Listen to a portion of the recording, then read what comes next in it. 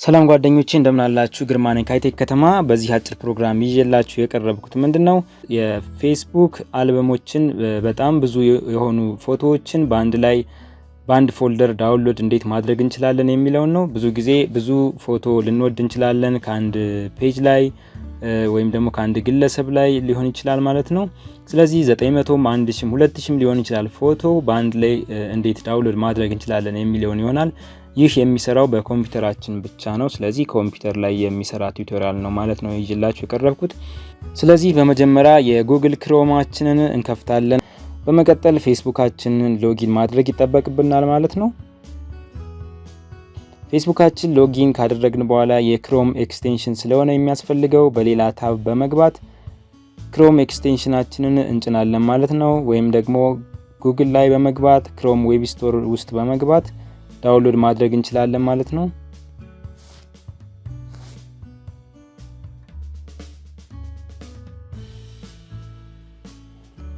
አሁን ጉግል ዌብ ስቶር ላይ ገብተናል። ያ ማለት የተለያዩ የኤክስቴንሽኖችን የምናገኝበት ስለሆነ ዳውን አልበም ብለን እንጽፋለን።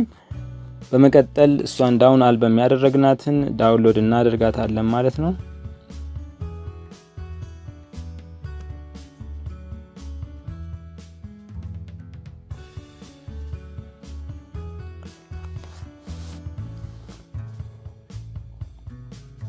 አሁን ፌስቡክ ላይ በመግባት የምንፈልገውን የፌስቡክ ፔጅ ወይም ደግሞ ግለሰብ ሰርች እናደርጋለን።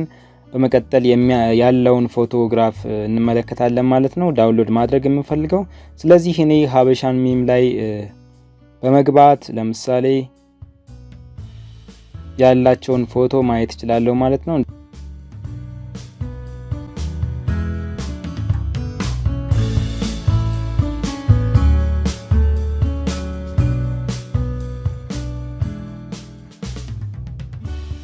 ለምንመለከተው የሀበሻን ሚም ፔጅ ይሄንን ይመስላል።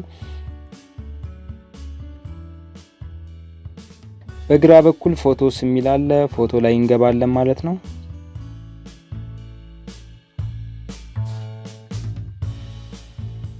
በመቀጠል የተለያዩ አማራጮችን ይዞልኝ ይመጣል። ሞባይል አፕሎድስ፣ ከቨር ፎቶ እንዲሁም ደግሞ ሌላ የአልበም አይነት ተቀምጦ ከሆነ በቀላሉ ዳውንሎድ ማድረግ እንችላለን ማለት ነው።